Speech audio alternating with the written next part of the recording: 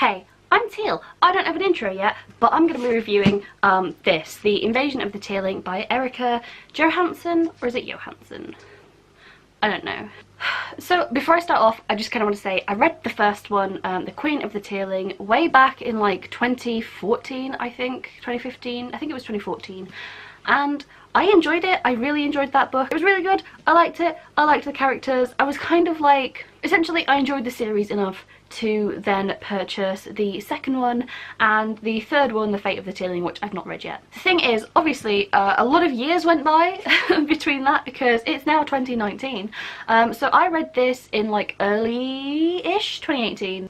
So it's been a while since I've read it, but I did make a lot of notes and I had planned that if I ever started a booktube, I had a lot to say about this series because, spoilers, although I'm going to finish this series and although I really enjoyed book one, this was just really bad. It was just really bad. So I've got a lot to say about this. This is an old book, so if you're not interested in it because everyone's already done a review, then you can leave. But I'm probably going to bring some new things to the table because I have still a lot to say about why I didn't like this. I mean, there's some good things too, but overall, I was so disappointed by this big behemoth of a book. Actually, it's not that big. So I don't know if it's just because I had high hopes going into this. I didn't think the first one was anything particularly special, but I enjoyed it. I know a lot of people really, really didn't like the first book and just DNF'd the series after the first book because they thought it was too long, which they are long. They thought it was really slow, true, and that not much happens, true. But I still enjoyed the first story. Okay, so I'm actually going to start properly talking about this book. This might be a bit of a dick move for a review, but personally, especially with books like this where they were popular enough to get a movie deal, Emma Watson was supposed to be like the lead character in a possible movie adaptation of this, and whether that's going ahead or not, you know, it's like they're not tiny little indie books. There's just a thing that I cannot forgive in any published book of like this size, and that's things like spelling mistakes. Because if you've got a whole team of like beta readers and editors and just like, I can't remember like all the different job titles of the people that will check over, proofreaders, there's another one, just the people that will check over your book, including the author herself who has to do several drafts of it. I don't understand how blatant typos and grammatical errors and things can get through, and I'm not talking about stylized things because I made a list and I got bored after page 57, which kind of says how many there might be in here, and it just kind of says to me that no shits were given about this book when it was being written, because as much as you can say that an author poured all their time and heart and their effort into it, I'm kind of like, did they though? You know, did they? If there's this many errors, like how closely did you read it? And please hire some new proofreaders or like editors or whatever. Just hire someone new because whoever's job it was clearly wasn't doing it. Alternatively, hire me because I'm going to talk about the things that were wrong for free. On page 5, which is the third page of the book, there's this sentence. Basically they're talking about two boys, or in the past it's two brothers, but like in the past they were boys. One is called Hall and one is called Simon. These characters, they're not important. Do you know the phrase like by all rights, or like you can say by something rights? So the sentence is Hall and Simon were 15, already men by border lights. Lights with an L. I'm pretty sure that should be by border rights, like as in the phrase by all rights, or by rights of, they live on the border. By border lights? It literally doesn't make sense, and I understand that if you're using Microsoft Word, lights is a real word and there's no red scribble, but I noticed it on my first pass, so Erika, what are you doing? The next one, on page 40, this is just a basic ass issue of tense and being lazy and not checking your typos again. This one is the one called Lily, and there's like a thumbprint scanner. Yes, we're in the future now, which I'll get back to because I didn't like that part. But there's basically a thumbprint scanner, and the sentence is meant to say that Lily placed her thumb against the pad and waited a few seconds because she's like pressing this thumb pad. What it actually says is that Lily placed her thumb against the pad. And again, I'm sure there's a lot of people watching this that are like, this is really picky, but also this is a published novel, and if I'd done that in my homework in high school, I would have lost points for it, even in primary school. I just don't understand. I've purchased this book. I don't want typos. I don't want shitty grammatical tense errors because somebody was too lazy to pick it up. And there's just too many. There's just too many to forgive. So many people were working on this. Like, even if it was just one person, like if it was a self-published novel, I'd still gripe about it, but I'd be like, it's a self-published novel, it's fair enough. But there are people whose job it is to like catch stuff like this. And clearly either one of those people were not hired or they just didn't do it. Okay, so I'm basically going to be making some points about this book and like how I felt about it. So I guess my first point is that it's just not as good as the first one. It's just not. The first one kind of felt fresh and I liked it. I liked the mace. As like bland as Kelsey was, I still enjoyed like her story. I remember like not giving a crap about any of like the religion aspect of the first one because that's just not my thing. But I kind of like, you know, the little bit of the world we were getting. It was a very, it felt really low fantasy to me just because it was like a kind of normal world, but there were like little bits and pieces of like just slightly intriguing, fantastical or magical things. There's nothing really that magical or interesting about the land itself. It's very bland. It is just sort of like, you're supposed to assume that there's probably magical stuff out there, but at the same time, you never see any of it, you're never told any about it. It's like, there's no like mythical creatures, there's no like really interesting new wildlife. I didn't mind that so much in the first book because it was kind of like, you were like being like drip fed like little hints that this was like a fantasy land, but by book 2, it's kind of like, okay, I've seen you do some magic, can I have some more, please? Yeah, my biggest gripe with this book was that I really didn't like the modern slash sci-fi setting. I just really didn't care. I signed up for a fantasy series, and although there were like hints that the first book was set, you know, in the future, which I did pick up on really early in the first book, I really didn't sign up to be reading a whole load of sci-fi. I really didn't sign up for guns and drugs and going to the doctors for an abortion and getting raped by your shitty government husband and that kind of stuff. Like, I just didn't care about any of it. I would have loved to have skipped those sections because if you took them out, this book would have been so much quicker, and I feel like it probably would have been so much more interesting. But the thing is, if you take those out, then basically nothing happens for the whole book, because everything that does happen, like all the sort of actual advances in story, only happen in the future setting, and I just really didn't like it.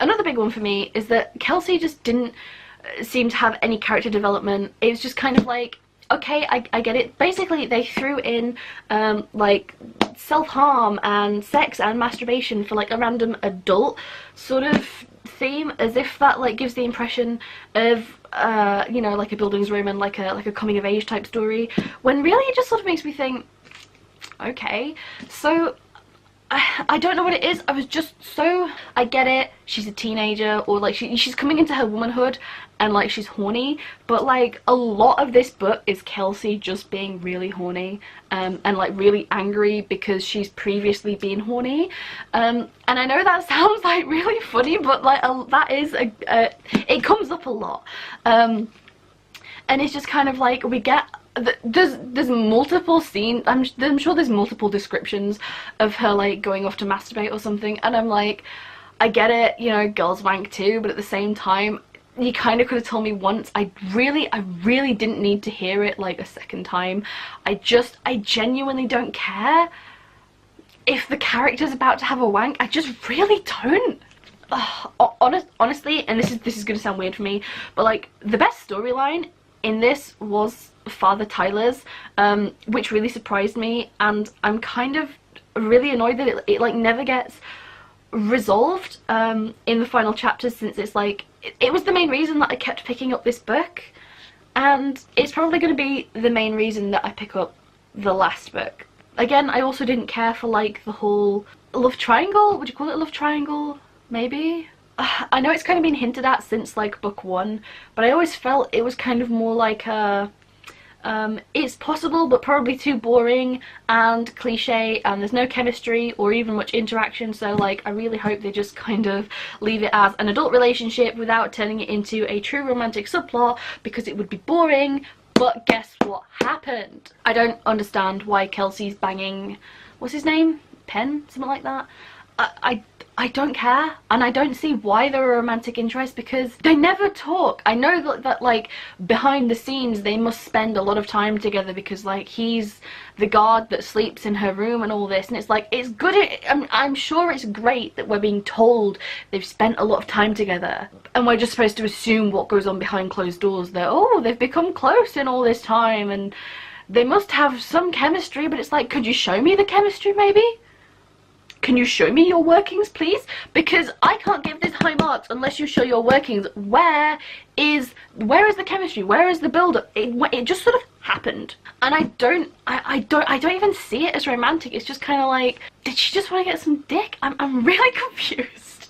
To be fair, it has been over 2 years since I read the first book, and there are so many names of like bland placeholder minor characters who have basically no drive or impact on the story, and there's just like a bunch of named guards who are all kind of the same, and you know, sometimes I don't know which is which, and there's often not much context for these people in between, like who does what or who plays what role, because they don't really have, there's no character depth, there's no personality, they don't have a specific role to fill either, like in plot or in terms of like a character archetype, because they're just guards. I don't know why I'm doing this. They're just name dropped. Like in this book, I know that maybe you're supposed to read the first one and then this one immediately, but like they didn't come out back to back. It's just sort of like they're just name dropped randomly into the scenes, and it's just kind of like, am I supposed to remember these people from the first book? Because it's name dropped like you should remember them. Like there's no reminders whatsoever of who they might be. You're just supposed to remember, and it's like, am I supposed to know these people? Because I don't.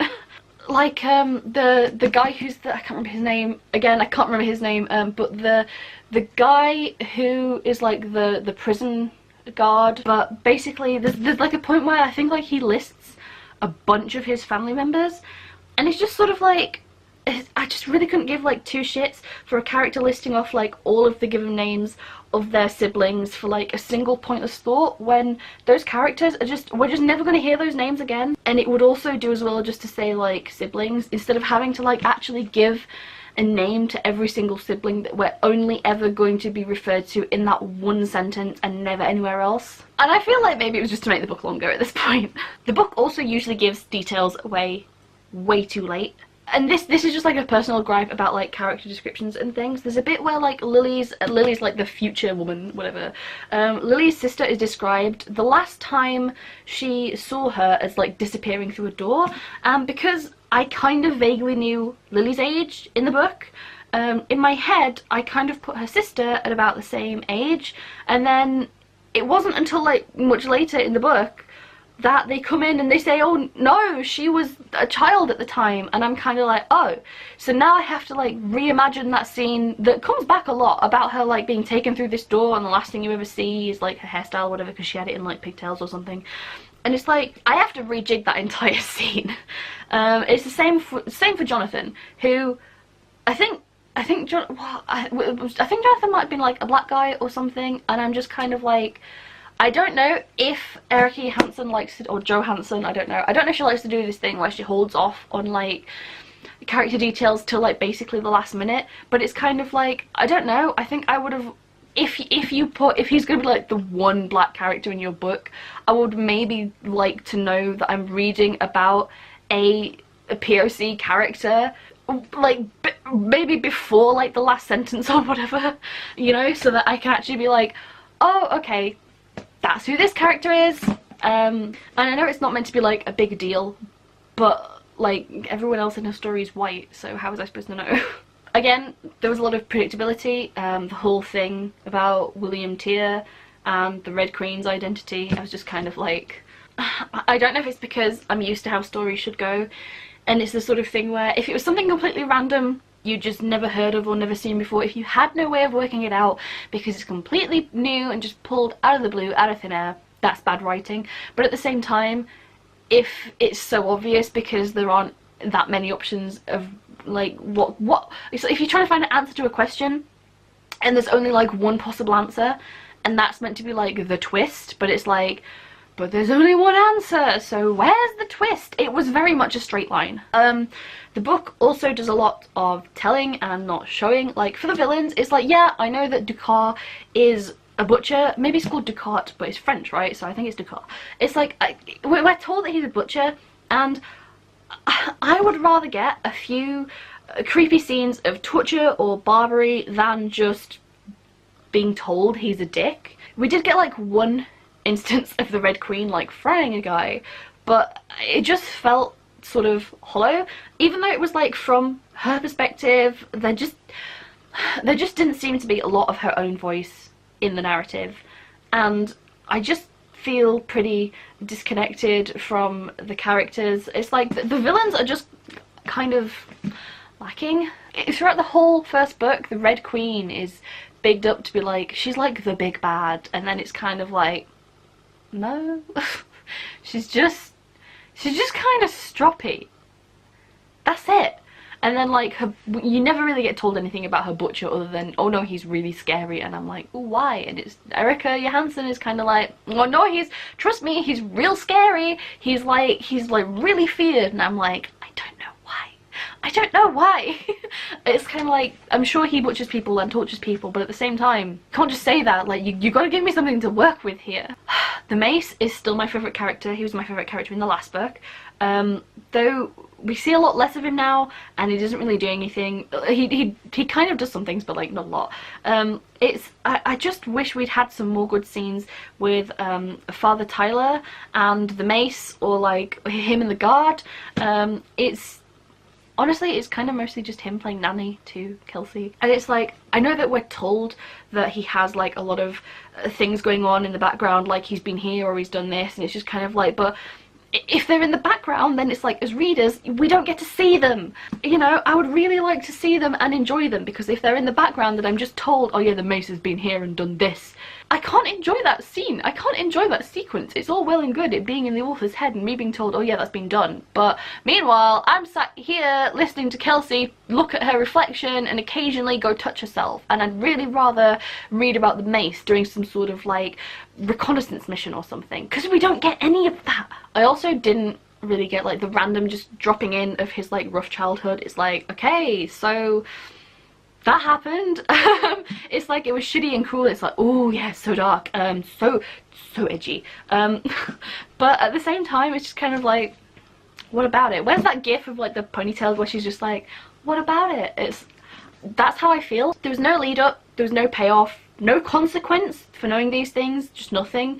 It was just random information that was dropped in that did nothing to further like the character or the relationship. There was no, it didn't cause any issues and it didn't resolve anything. It was just kind of like, oh yeah, my real name's Chris, hi by the way. Thanks for that, Erika. I mean, I'll log that one away with the rest of my DeviantArt OCs, tortured childhoods, thanks. You know, maybe we can form a club.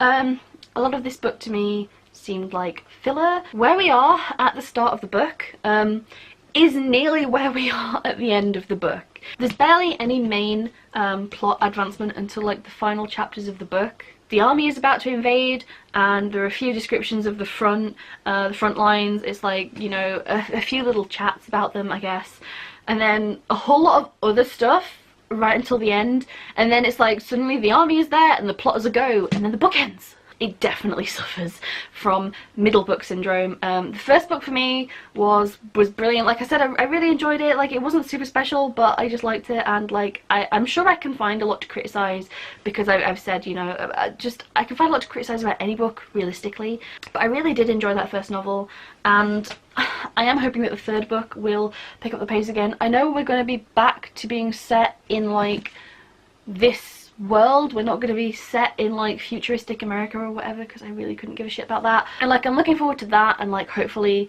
Lily getting some more dimension, because she was just so boring. And it's like, I hope that the sort of growth that we got from Kelsey in the first book, because like, I know she was pretty bland, but like there was still a fair amount, I think, of like growth there. There might not have been a lot happening to like, you know, exemplify that, but it was there. I hope that picks up again in the final installment, and I just don't think that getting a bit violent really constitutes real growth in this novel, and nor does sex. Like, you know, I just want to see actual character growth. I don't care that she's getting dick, and I don't care that she's horny, and I don't care that she's getting angry and mean, and it's kind of like, I can see that maybe she's becoming a bit like her mother, and what we know of her mother, what little we know of her mother, but just like, at the same time, it's not really growth, it's just, she's just a bit angsty, really. I'm honestly not really interested in who Kelsey's father is. I know it's this great mystery, but honestly the guard could just tell her. I'm sure if and when we find out, it'll be really dramatic, but it just kind of seems to me like at the point of revelation, when it comes, it will render the whole keeping it a secret until now thing just pointless if she's gonna find out anyway. It's like they might as well just tell her. They might as well just tell her. The setup just doesn't work for me, especially with her supposedly going out to die at the end of book 2. Like, the final chapters of this are basically her going down to the front lines, and she's like going off to meet the Red Queen, and I'll talk a bit about that in a minute, but it's kind of like, if you were her guard and you fully expected her to die and not come back, it's just sort of like, just tell her. Like, why are you keeping it a secret if you actually think that she's gonna die? Like, what harm could it do? If you think, in fact, not that just she's gonna die, but that you're all gonna die, because if she fails, it's kind of like, oh, we're kind of screwed. So if you think you're all gonna die, it's like, just do it. Just stop fucking about, Lazarus. I know I'm ripping on this book pretty hard, but it's just because I had such high expectations, and I really did enjoy like a lot about the first one that I feel so nostalgic for, like when I'm reading this, which, if you think about it, I shouldn't. That curious wonder that a reader has should permeate a series and like pull me along over pages, and not just like up and leave for the whole middle book. If I'm feeling nostalgia for the first one while I'm reading the second one, then it's because the first one was better, and you shouldn't want me to just reread the first book rather than continuing this with the story like at hand. I'm putting a lot of hope into the third book to like pull this off, but I don't know, I'll have to have a review for the third one when I eventually read it. But it's just, if you're nostalgic for the first book when you're reading the second, it just means the second one is bad. I feel like my judgment of books, like all books in general, is pretty harsh, but then it's like, if I just tell you that about me, and you know that I'm like pretty stingy when it comes to like my ratings, then like maybe you'll understand why, you know, maybe you would probably rate this book higher, maybe not. I just think you should take the, if I ever like rate something with a star rating, I'm very, very stingy when it comes to my star ratings. I just feel like it's important to say that going into this rating, because I am going to give it a star rating, but you just need to know that I am fairly stingy when it comes to my star ratings. Like, it's very, very rare that I will ever rate a book 5 stars. That's just the thing about me. But yeah, I would probably rate this book maybe like 2.5. Yeah, maybe like 2 stars out of 5. It's like, while I would definitely recommend the first book of the series, I feel like you could pretty much skip over this one entirely if you just read like a brief synopsis of the few major plot points, and you wouldn't feel like you were missing out, because I don't feel like there is anything to miss out on in this book. We got introduced to some new characters, and that was about it. As I say, like, I just didn't care about like most things in this book, and surprisingly my favourite parts of the story were the parts with Father Tyler, which I really didn't think that would happen. His were the parts that I was basically least interested in the first book, and that's not the author doing really well to make, you know, those lesser storylines more interesting. It was just that everything else became really bland and really boring, and nothing, like, so much of the book was just things just not happening.